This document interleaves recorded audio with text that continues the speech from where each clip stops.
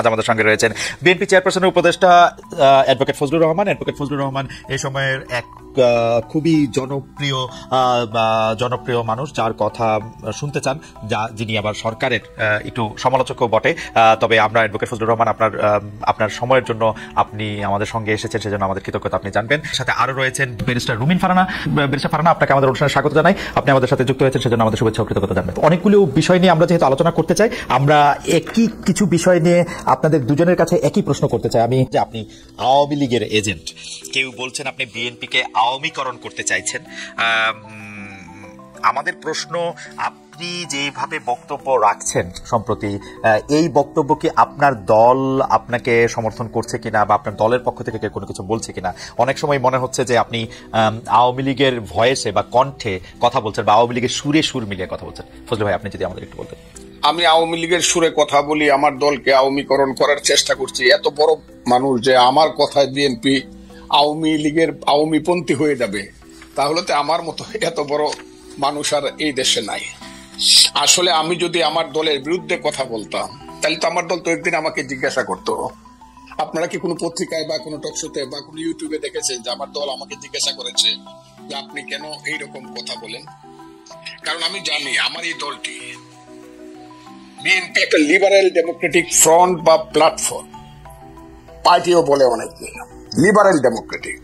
এই দলটি গড়ে উঠেছে একজন নেতার নামে, বা একজন নেতা যার নাম শহীদ প্রেসিডেন্ট জিয়াউর রহমান। উনি দলটি প্রথমে উদ্যোগ নিয়ে গঠন করেছিলেন।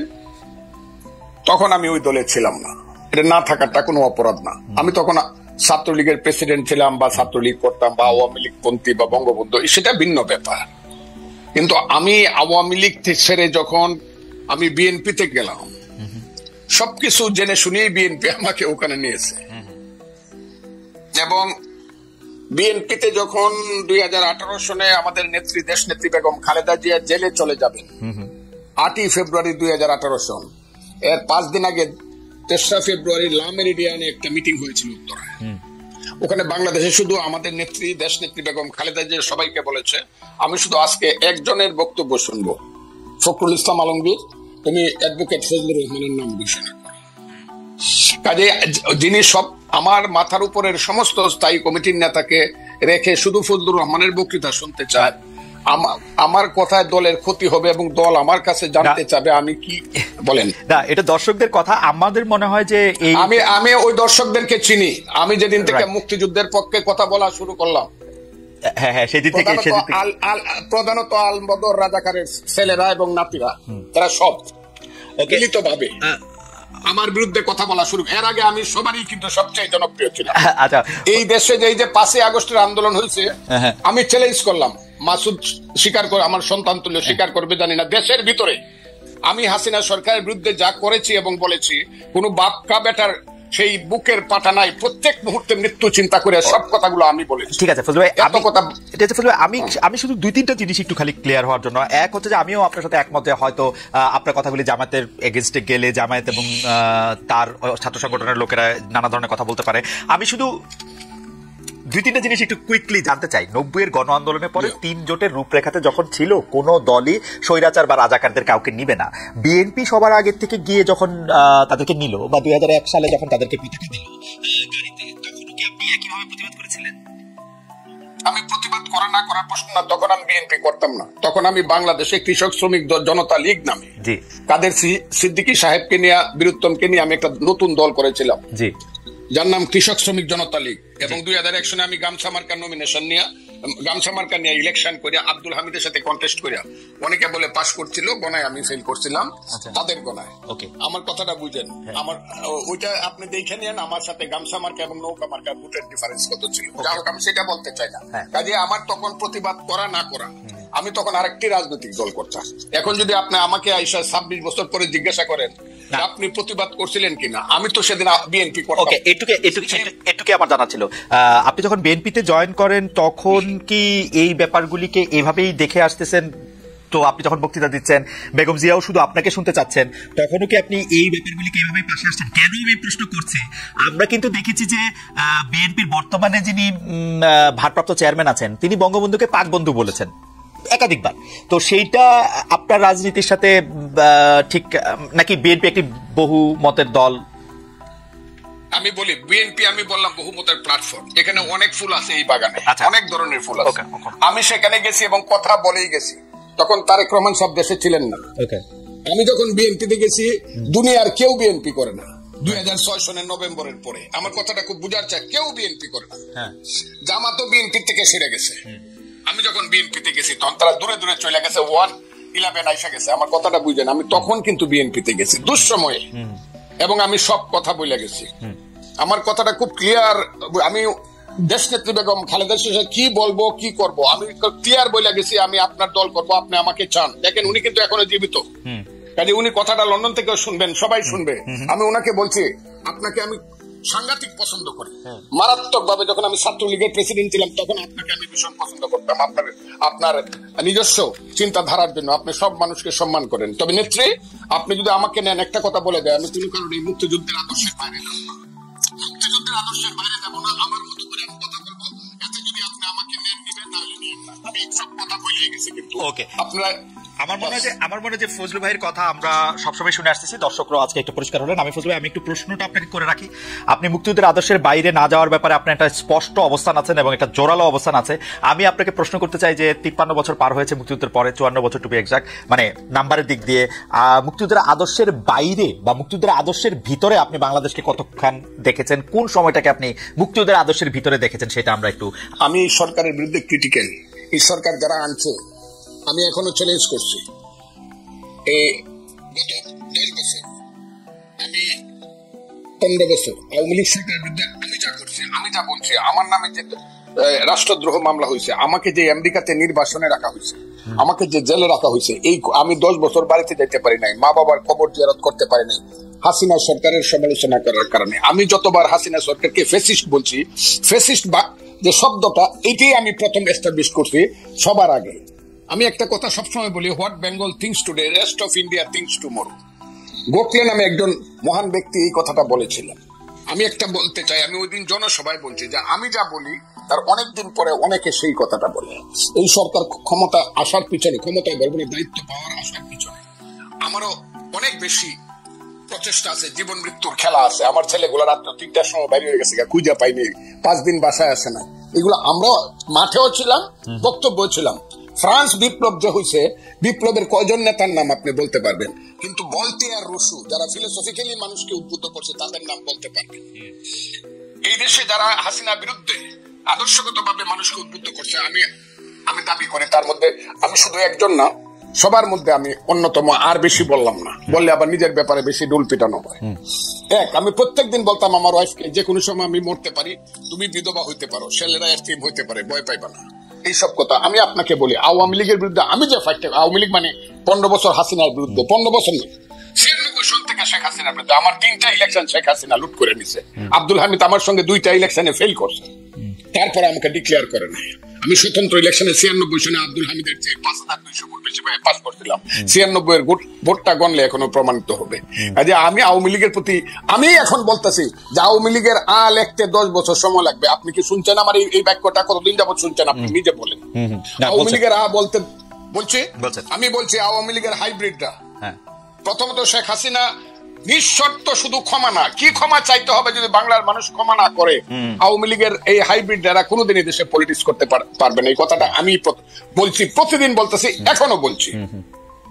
এখন আমি বলতেছি সরকারের বিরুদ্ধে আমি না, কিন্তু সরকারের কর্মকাণ্ডের বিরুদ্ধে। আমি ইউনূস সাহেব যেদিন হয়েছে, আমি ইউনূস সাহেব সম্পর্কে যা বলছি, মাসুদ কেন, আপনি কেন, বাংলাদেশের কেউ বলতে পারবেন আমি ইউনূস সাহেবকে কি বলছি? শুনেন না আমি কি বলছি? 100 বছরের মধ্যে এমন সুসন্তান বাংলায় জন্মগ্রহণ করে নাই। বাঙালি মুসলমানের মধ্যে তিনি সুসন্তান, যিনি নোবেল প্রাইজ, এগুলো আমি বলছি। আমি 8 তারিখে রাত্র 9:30 উনি যখন শপথ নেন বঙ্গভবনে, আমি সবচেয়ে জোরে হাততালি দিছি। আমার কথা ছিল এই বুঝি বাংলাদেশের পূর্বাকাশে কিছুটা সূর্য উদিত হলো এবং এখন থেকে সঠিক পথে লাইনটা যাবে। কিন্তু আমি যেদিন থেকে বুঝতে পেরেছি এই সরকার কুটকৌশল করিয়া নন ইস্যুকে ইস্যু বানায়া ফালতু বাজে কথা বইলা শুধু ক্ষমতাকে প্রলম্বিত করতে চায় বিনা নির্বাচনে, সেদিন থেকে টুকটাক কথা বলা শুরু করছে। টুকটাক আমার কথাটা বলেন। আমি কিন্তু প্রথম বলছি ঠিক আছে 2 বছর নেন, এখন কিন্তু 2 বছর বলি না। আমি একটা নিঃশর্ত ভাবে বলছি 2 বছর নেন, আমার দল আমাকে দিয়ে তুমি 2 বছর কেন দিলা? আমি বলছি দিছি ইউনূস সাহেবের মতো লোক 2 বছর দেশ চালা। কিন্তু যখন আমি বুঝতে পারছি এই যে মাসুদ বসে আছে, তারা আমাদের সন্তান, তারাই আগামী দিনে এই দেশে রাষ্ট্র চালাবে, আমি খুব দোয়া করব তারা যাতে যোগ্যতা সহকারে রাষ্ট্র চালায়। কিন্তু তাদের যে মূল নেতা বলা হলো জাতিসংঘে গিয়া, তার নাম হলো বোধহয় মাহফুজ আলম, যাকে মাস্টার মাইন্ড হিসাবে ইউনূস সাহেব পরিচয় করে, এটা আমার কোনো আপত্তি। কিন্তু ও প্রথম দিকে কিছু কাজ করলো আমার ওই সন্তানটি, এবং কিছু কথা বলল, যে কথাগুলোর সঙ্গে আমি সিরিয়া, ইরাক বা মধ্যপ্রাচ্যে কিছু আদর্শিক মিল পাই আফগানিস্তানে। এই মিলগুলো আমাকে আহত করছে। কেন আহত করছে? তারা গত 6 মাসে 6 মিনিটের জন্য মুক্তিযুদ্ধ কথাটাই বলে নাই। তারা মুক্তিযুদ্ধ বলতে চাইছে 47-কে এবং 24-কে। 24-কে আমি মাথার উপরে ধারণ করি, আমি আবারও বললাম মাথার উপরে 24-এর জন্য আমার অনেক হৃদয়ে কান্না আছে, সেটা আছে। কিন্তু 47 আর 24-কে, 71-কে যারা বাদ দেয়, 71 হলো মুক্তিযুদ্ধ। এই মুক্তিযুদ্ধের পেট ছিঁড়েই বাংলাদেশের জন্ম। মুক্তিযুদ্ধ হলো বাংলাদেশের মা। কথাটা আমি বলি কিনা বলেন আপনি? না বলেন। মুক্তিযুদ্ধ না হলে বাংলাদেশ হইতো না। যে মুক্তিযুদ্ধের পেট ছিঁড়ে বাংলাদেশ হলো, সেই বাংলাদেশের উপদেষ্টা হয়ে একজন তার মারে স্বীকার করতেছে না। মারে যে স্বীকার করতেছে না, সে তো সুসন্তান না। কিন্তু ফুলু ভাই, আপনি কি খেয়াল করেছেন যে 1 সপ্তাহেরও কম আগে জনাব মাহফুজ আলম একটা ফেসবুকে স্ট্যাটাস দিয়েছেন, যেটা শিরোনাম হচ্ছে মুক্তিযুদ্ধ মানে বাংলাদেশ। আমি শুনেছি। তাইলে ওই পেজটা উনি এই বিতর্কটা উনি সৃষ্টি, তাইলে আমি যদি বলি অবশেষে অরিন্দম কহিলা বিষাদে, আপনি যেটাকে লিবিয়া, সিরিয়া, ইরাক দেখতেছেন, সেটা কি আপনার কাছে মনে হয় আপনার ইন্টারপ্রিটেশন আপনি এরকম দেখতেছেন? আমার ইন্টারপ্রিটেশন, তাদের কথা আমি আপনাকে বলি, তাদের কথায় আমি এরকম দেখতেছি। কেন দেখতেছি? এখন আবার কালকে দেখলাম তারা যে নতুন দল করবে, এটার যে কথাবার্তাগুলো তারা বলছে সব হলো লিবারেল ডেমোক্রেটিক পার্টির কথা। তা আপনি যদি সকালে একরকম কথা বলেন, দুপুরে একরকম বলেন, বিকালে একরকম বলেন, রাত্রে একরকম বলেন, তা আমরা আপনি একটা দেশকে কিভাবে পরিচালনা করবেন এবং কিভাবে একটা নতুন দল গঠন করিয়া? কিন্তু ফজলু ভাই, আপনি দেখতেছেন না, এরা তো একটা যুদ্ধের মধ্যে আছে। আসলে এই যুদ্ধ তো শেষ হয় নাই, এরা কিন্তু এখনো এই ভয় পাইতেছে। ফজলু ভাই, আপনার কিন্তু এই ভয় আপনি বহু আগে জয় করে আসছেন, যে এরা কিন্তু এই ভয় এখনো আছে যে একটা আওয়ামী লীগ সরকার আসলে তাদের কি করবে। এবং আমি যদি একজন আইনজীবী হিসেবে বাংলাদেশের কনস্টিটিউশনকে ধরি, আপনি দেখবেন কনস্টিটিউশনে এই সকল ক্ষেত্রে, যে ক্ষেত্রগুলো নিয়ে আমরা এখন কথা বলছি, আলাদাভাবে বলে দেওয়া আছে যে তাদের ব্যাপারে পজিটিভ ডিসক্রিমিনেশন হয় এরকম আইনও তৈরি করা যাবে। অর্থাৎ সমাজে পিছিয়ে পড়া যে জনগোষ্ঠী, তার মধ্যে আনফরচুনেটলি সংখ্যার দিক থেকে না হলেও সমাজের নানান নিয়ম কানুন, সামাজিক নানান রীতিনীতির কারণে এবং political atmosphere, definitely, because nothing is outside politics, everything is political. So সেই জায়গা থেকে দেখতে গেলে রাজনৈতিক, সামাজিক এবং আমাদের যেই দেশের যেই কালচার, সেইখান থেকে দেখতে গেলে নারীও পিছিয়ে পড়া জনগোষ্ঠীর একটা অংশ। সো আমাদের জন্য এবং অন্যান্য যে ক্ষুদ্র নিগোষ্ঠী আছে, সামাজিক নিগোষ্ঠী আছে, যারা শ্রমিক ভাই বোনেরা আছে, প্রত্যেকের ক্ষেত্রে কিন্তু আইন করার বিধান সংবিধানে আছে, যাতে তারা সমাজে এগিয়ে যাওয়া মানুষগুলোকে ধরতে পারে। এখন আমাকে যদি আপনি প্রশ্ন করেন যে কোন কোন ক্ষেত্রে পিছিয়ে যাওয়াটা আমি একজন নারী হিসেবে একেবারে স্পষ্টভাবে দেখতে পাই, দেখুন খালেদ ভাই, এখানে কোনো তত্ত্বের প্রয়োজন নাই, কোনো ব্যাখ্যার প্রয়োজন নাই, কোনো ইন্টারপ্রিটেশনের ব্যাপার নাই। আপনি কি ভাবছেন, আমি কি ভাবছি, এই কুতর্কেরও প্রয়োজন নাই। আমি একেবারে সাদা চোখে, খালি চোখে কি দেখতে পাই? ধরুন এই যে সরকারটি গঠিত হলো, এরা কিন্তু 6টা বা 7টা কমিশন করেছে, তাই না? সেই সঙ্গে তারা নারী অধিকার কমিশনও করেছে।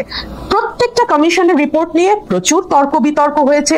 রাজনৈতিক দলগুলো তাদের যুক্তি তুলে ধরেছেন, পক্ষে বলেছেন, বিপক্ষে বলেছেন।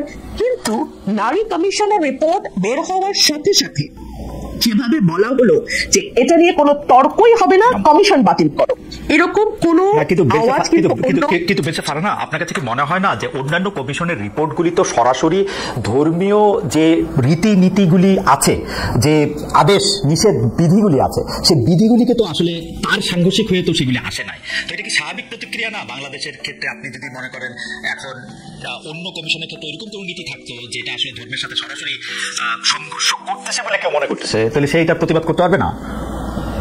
খালিদ ভাই, 466টা সুপারিশ ছিল, তার মধ্যে ধর্মের সাথে সরাসরি সাংঘর্ষিক যদি 10টা 20টা 25টা ধরলাম 100টা একদম ম্যাক্সিমাম ধরলাম, সেগুলোকে বাদ দিয়েও তো বাকি 366টা নিয়ে আলোচনা হতে পারতো, তাই না? কিন্তু সেই পথটাই বন্ধ করে দেওয়ার কথা হলো। 1 2 হলো কোন কমিশনের সদস্যকে, আমি আপনার এখানে কোট আনকোট এই শব্দটি উচ্চারণ করছি কারণ আমি চাই না শব্দের ট্যাবুর কারণে আমি শব্দটি উচ্চারণে বিরত থাকি এবং অন্যরা মনে করুক যে এই ধরনের শব্দ তো আসলে ভদ্র সমাজে অচল না। আমার ওই কমিশনের 60 নারী সদস্যদের বেশ্যা ডাকা হলো। আমরা না খুব সহজে বেশ্যা লিখি এবং বলি। কিভাবে আমি জানলাম খালেদ ভাই? ধরুন এই যে আপনার মতন হাজারটা, আমি আসলে এই জীবনে গত 17 বছরে কয়টা টকশো করেছে আমি জানি না, মানে লক্ষাধিক হয়েছে কিনা তাও জানি না, হয়তো হয়েছে। এখানে ম্যাক্সিমাম কমেন্ট আমার তর্কের খাতিরে পাল্টা যুক্তি আমি পাই না। আমাদের সমাজের পুরুষরা এতই মূর্খ, এতই অশিক্ষিত এবং এতই গর্ধব, আমি দুঃখিত আপনার এই ভাষায় বলার জন্য, এতই অশিক্ষিত এবং এতই গর্ধব যে তারা একজন নারীর যুক্তির পাল্টা। কিন্তু বারিশা ফারহানা একটু এক পেশে বলতেছেন কিনা যে গালাগালি করা হয়েছে, সেই গালাগালি কিন্তু হেফাজত ইসলামের পক্ষ থেকে, আমি কি বলবো, তারা প্রেস রিলিজ দিয়ে বক্তব্য দিয়ে তারা বলছে যে এটা তাদের বক্তব্য না, এটা তারা প্রত্যাহার করেছে, এটা তাদের আসলে বলার উদ্দেশ্য ছিল না, এটা তারা সাপোর্টও করে না, এটা এরকম কিন্তু তারা বলছে। আর আপনি ধরেন পুরুষদের গালাগালি আপনি করতেই পারেন, কিন্তু আপনি যদি যারা আপনার অবস্থানটা সাপোর্ট করে না তাদের মধ্যে কিন্তু অনেক নারীও আছেন, এটাও কিন্তু একটা বাস্তবতা। খুব ইন্টারেস্টিং কি জানেন খালেদ, নারীরা পছন্দ করে না, কিন্তু এখন পর্যন্ত কোন নারীকে আমাকে কোনো খারাপ মন্তব্য বা কোনো কুরুচিপূর্ণ মন্তব্য বা গালি এখন পর্যন্ত দেখি। অদ্ভুত কাণ্ড, দেখেন 17 বছর, লং টাইম, আমি কোনো নারীকে দেখিনি। 2 হলো হেফাজত কখন বলল, যখন দেখলো চারপাশ থেকে এত বেশি সমালোচনা হচ্ছে যে সেটাকে কোনোভাবে পাশ কাটানো যাচ্ছে না। 2 হলো হেফাজতের যেই শত শত লক্ষ লক্ষ হাজারে হাজারে ভাইয়েরা সেখানে উপস্থিত ছিলেন, তাদের কারো একবারও মনে হলো না যে ইসলাম এই নোংরা ভাষায় গালিকে কি চোখে দেখে? ইসলামে এই ব্যাপারে কি বলা আছে? একজন ভাইও কি উঠে দাঁড়িয়ে